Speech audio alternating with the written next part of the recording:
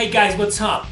You and I have been anxiously waiting for so long for this video. So today, let me show you 10 games, 10 great games, underrated RPGs, and hidden gems for the Nintendo 3DS. So let's begin!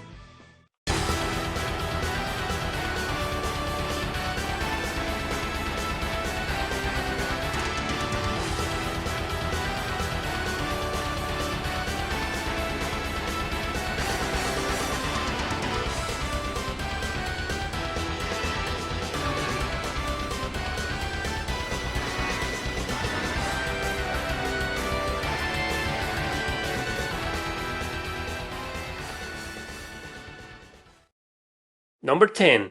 Code of Princess. You know, I always open my tops with a game that's not that hidden, of course, and that is the case of Code of Princess, recently ported to the Switch. And yeah, I know this will lead us to the endless discussion of what's an RPG and what's not, but in my opinion, this is an action RPG with a battle system that's a beat 'em up, as you can see right now. However, it's not your everyday button-mashing beat-em up. No sir, it's highly technical and the point is to create the right combos to battle your enemies. Leaving the fan service aside, let me tell you this is a game in which you can actually have a party and you can choose which character will fight on the next mission. Of course, you kind of need to level them all up to be capable enough to beat the crap out of everybody. It's not that hard of a game, but it does take a while to get used to, especially since most of its controls can be a little stiff due to the technicality of the battle system. So check it out, be it for the 3DS or the Switch. It's a really interesting game.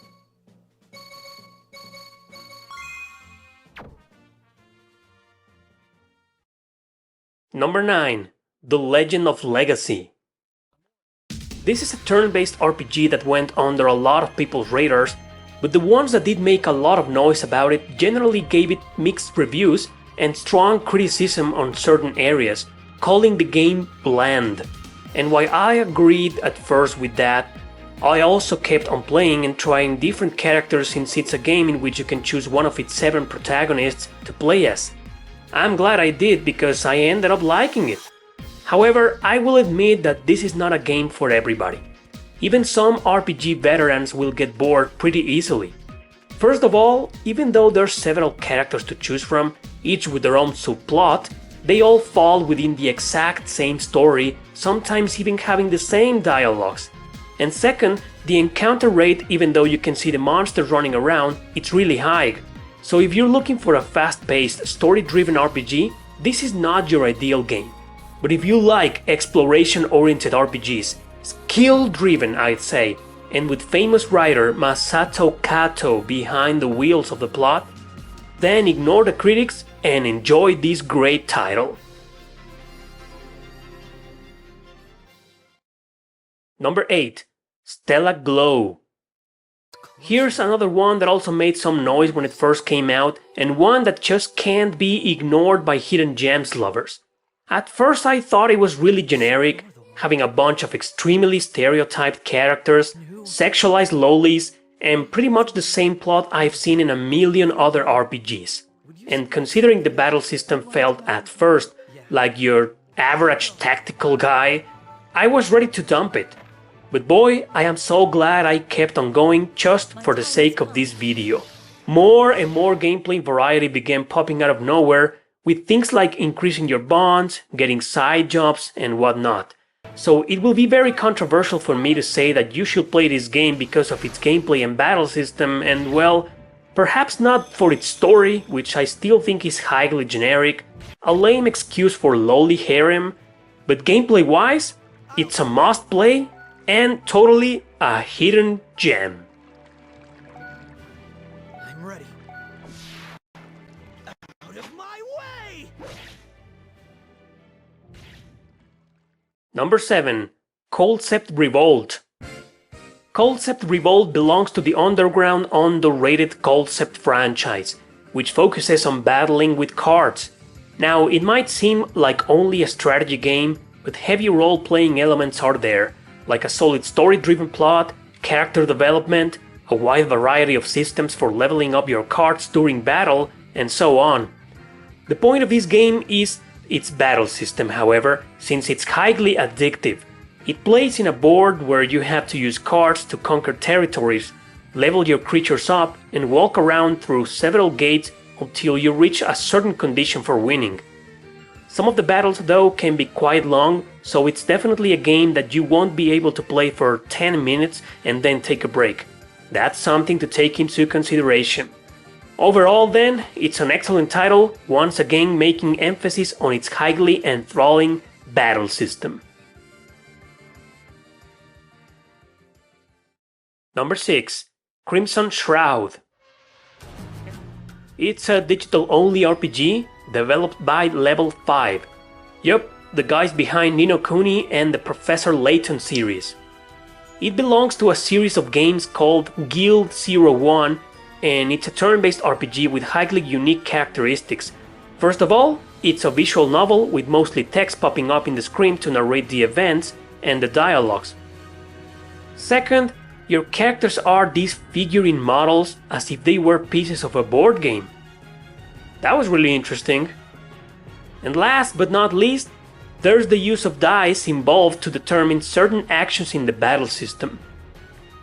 The story is really solid, similar to old computer Western RPGs, and even if the game can be a little hard to get into, I think you should play it just because of its originality. It's just something that I've never seen before in other RPGs, so it's a very unique video game.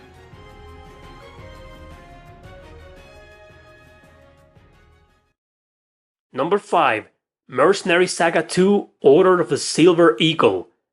Yeah, you must be wondering why I skipped the first one. Well, that's because it was released only for mobile phones, while the second and the third came out digitally for the 3DS.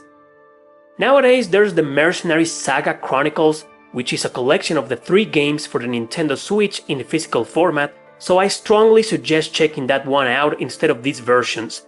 But if you only have a 3DS, like me, then waste no more time and download Mercenary Saga 2 and 3. Both games are excellent Tactics Ogre clones, also Final Fantasy Tactics influenced, but easy to get into. You might also want to ignore the criticism about the stories of each game being called generic, because I always say it's a matter of taste, and these adult-oriented plots are exactly what I love seeing in JRPGs.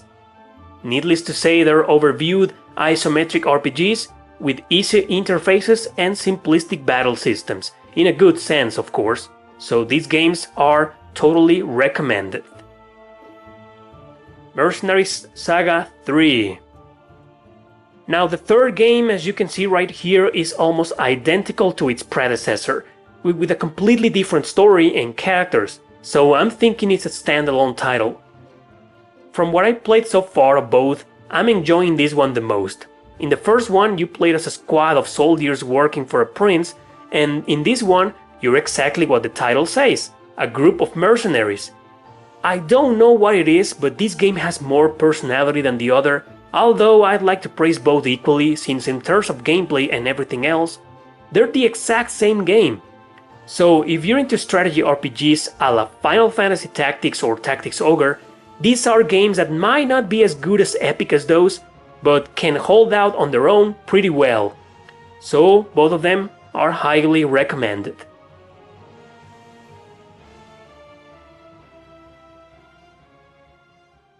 Number 3. Seventh Dragon 3, code BFU... what the hell? Let me tell you about this weird franchise first. It belongs to a series called Seventh Dragon that began with a title for the Nintendo DS. Then, 2 sequels called Seventh Dragon 2020 came out for the PSP. Now, guess where these games were released?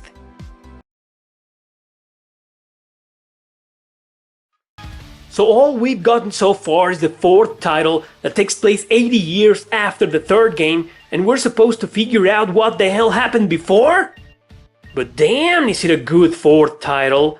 Not quite standalone, but definitely standing on its own, with almost no need to play the others to understand this one. From what I've read, the others have been already fan translated, so you might want to check them out if you have the chance. But if you start with this one, as I did, then no problem either, since it's a very solid turn-based RPG with a charming and also very interesting story in which you create your own characters to form several different parties. Seriously, this game is one of the best in the entire list and a hidden gem that you should play.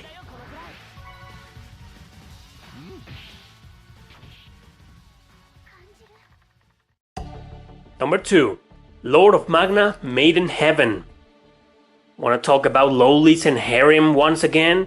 Well, let me introduce to you the highly addictive Lord of Magma Made in Heaven.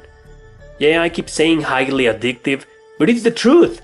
This game might also have a really dumb story and a stereotyped cast of characters, but the battle system here is beyond positive. It's masterful. It's, well, let's call it a strategy RPG with a turn-based system that lets your characters move within a certain limited area, each with their own ranged attacks. Every time you perform an offensive action, these little dim-wit creatures can crash into each other like domino pieces and give you points as they die. But it's not until you defeat the commanders that you get a chance of leveling up, because if you don't, they will keep respawning their subordinates. So some of the battles can be quite long because of this, but I say the longer the better, since it's a really fun system made to be abused by the players. Other than that, the story is actually quite interesting despite all its fan service, despite being a little dumb, like I said, so give it a chance if you can. It's a very rewarding experience. Number 1. The Alliance Alive. Made by the same guys who created The Legend of Legacy, Furyu, my number 1 of this top 10 is The Alliance Alive. In fact, they took a lot of things from that game in order to make this one, a much better RPG, now story-driven, written by our beloved Yoshitaka Murayama, the creator of the Suikoden series. You first get to play as many different parties from their points of view before joining all up together. You know I'm a huge fan of those kinds of stories, so I couldn't miss the chance to play this excellent game, fairly new actually since it came out this very same year, 2018, although it was released first in Japan the year before. Anyway, in terms of battle system, there's not much to explain that I didn't during the Legend of Legacy's turn, since it's almost identical to it. I consider it really good, so that only makes this game the better. I mean, I put it in the first place for a very solid reason, not because of its retro-looking style, but for being an RPG with tons of charm, many different characters, and a highly Yeah, I need to stop that. Whatever the case, this is yet another great title in this list, and easily the absolute best.